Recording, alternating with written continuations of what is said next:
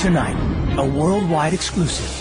Princess Diana, as you've never heard her before. I hated myself so much. I didn't think I was good enough. This is the story the royal family doesn't want you to hear. A story so damning, Diana had to record it secretly on tape. My husband made me feel so inadequate in every possible way. She hoped the tapes would change her life for the better. They wound up changing history. Now, 6 years after her death, her voice will finally be heard. Diana, intimate and unrehearsed. I said, I can't marry him. I can't do this. This is absolutely unbelievable. Both joyful and anguished. I was just so desperate. I knew what was wrong with me. With remarkably candid confessions and explosive revelations. I was trying to cut my wrist with razor blades. Plus, never-before-seen video that offers a rare glimpse at the lighter side of a princess. To that question. And exclusive interviews with Diana's closest friends, some talking for the first time. Tonight, an NBC special, Princess Diana, The Secret Tapes. Good evening, I'm Jane Pauley. The Princess of Wales lived her life in public. She couldn't hide from the press if she tried, and she did try. But the public's appetite for details about Diana's life was insatiable. And still, the true story of her life, to a remarkable degree, was secret, until she told the secrets herself on 6 deeply personal audio tapes, the closest thing we'll ever have to her autobiography. Her own story, from an unhappy but privileged childhood, to a tragically mismatched marriage, to her hard-won independence. NBC has acquired the tapes, which until now have only been heard by a handful of people.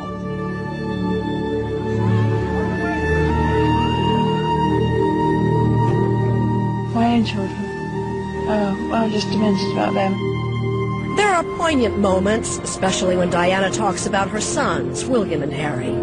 I hug my children to death. I get in bed with them at night and hug them, and I always say, who loves you most in the whole wide world? And they always say, Mommy. So important. But there is bitterness, too, and jaw-dropping honesty. You may have heard that Diana tried to commit suicide, but tonight you'll hear her describe it herself.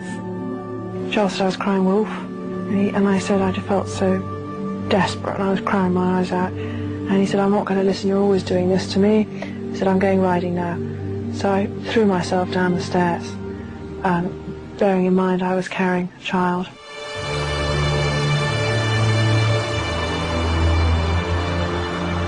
Why did a woman so guarded in her public life record these very personal details?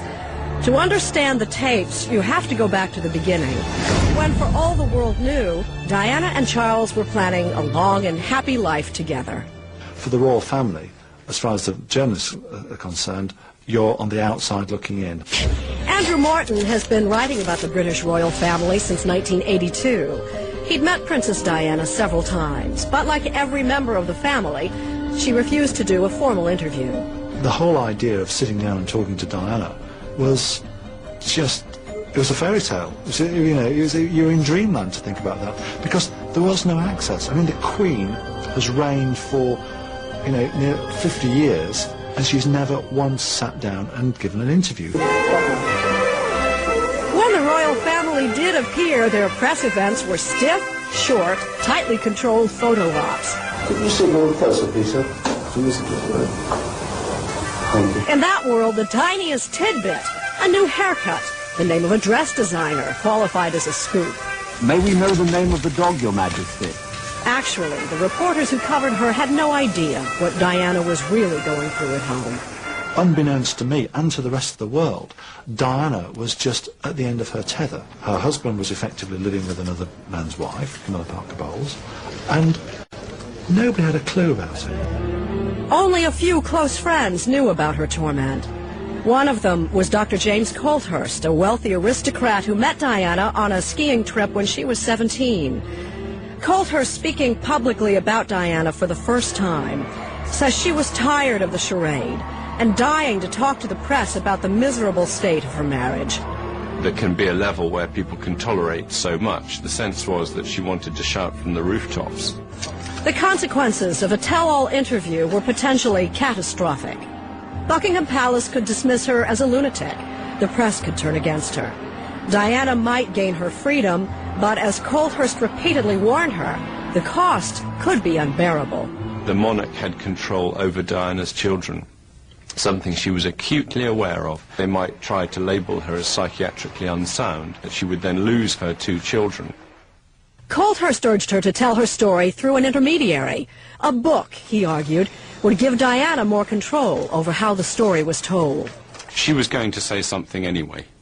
That was going to happen. Whether that was going to be a loose cannon and an uncontrolled explosion, or whether it was going to be something which people subsequently could understand her well and therefore be sympathetic to her. The question was then, how could it be done? Colthurst did know one reporter he thought he could trust.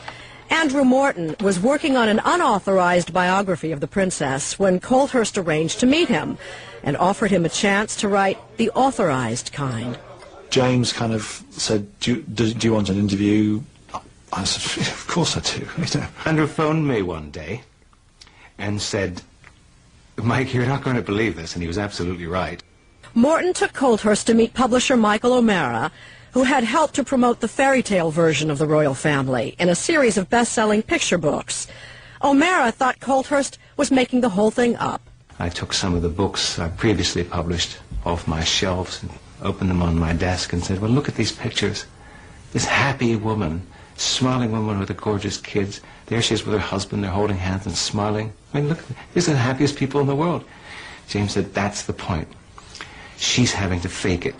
The 4 of them, princess, publisher, writer, and friend, started to hatch a plan.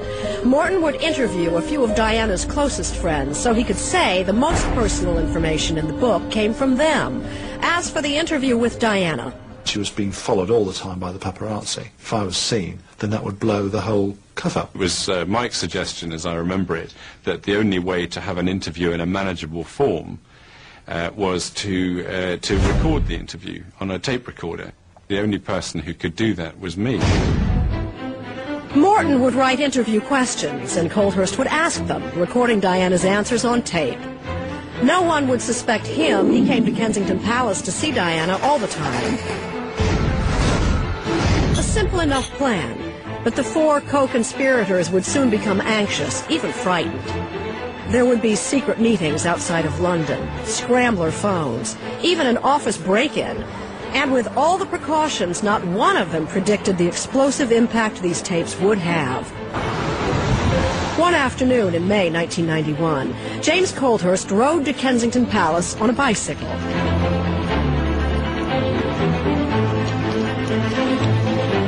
In his basket, a small tape recorder that would rock the monarchy.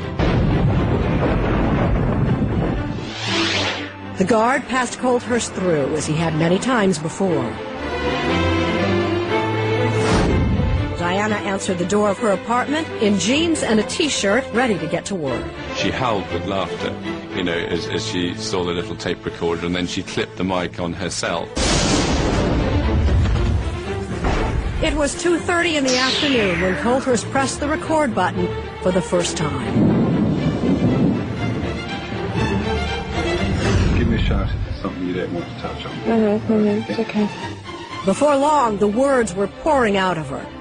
Now that she was finally free to tell her story, Colthurst said she barely paused to take a breath. She just